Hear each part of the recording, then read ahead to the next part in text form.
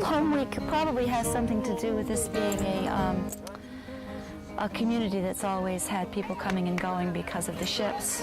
It was a time when family who happened to get spread out, everybody would come back that 1 week and meet up with everybody that they ever knew. And that's the tradition that's now Old Home Week. It was the kind of town that people knew what you got on your report card. They knew what you, how well you did in school, whether they were involved in your life.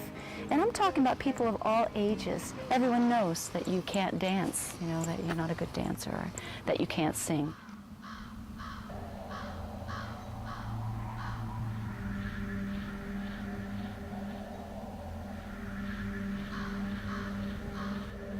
There was a wonderful thing about growing up in this town and knowing who lived in every single house.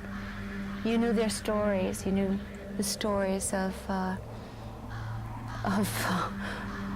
what happened to people. You knew, oh gosh, how can I explain it? I guess you'd call it gossip. So I heard the stories about Johnnie Knight, and I became completely fascinated with that story.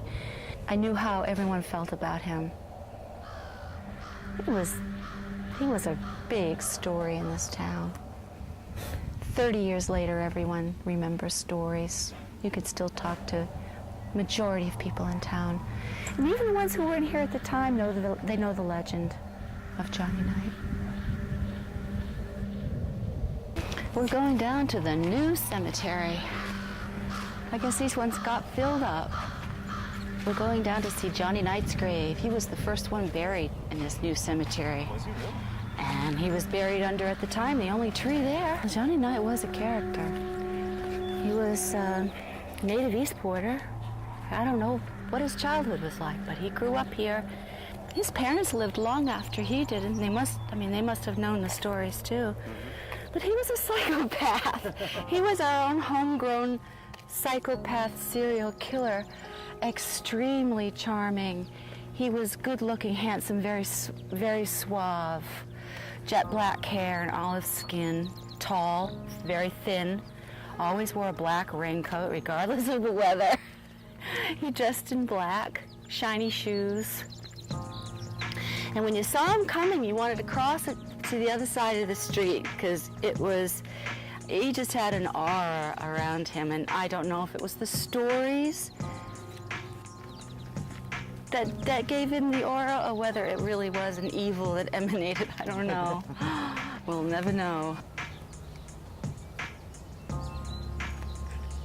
He was the person that 5 people who turned up mysteriously dead, he was the person they were last seen with alive.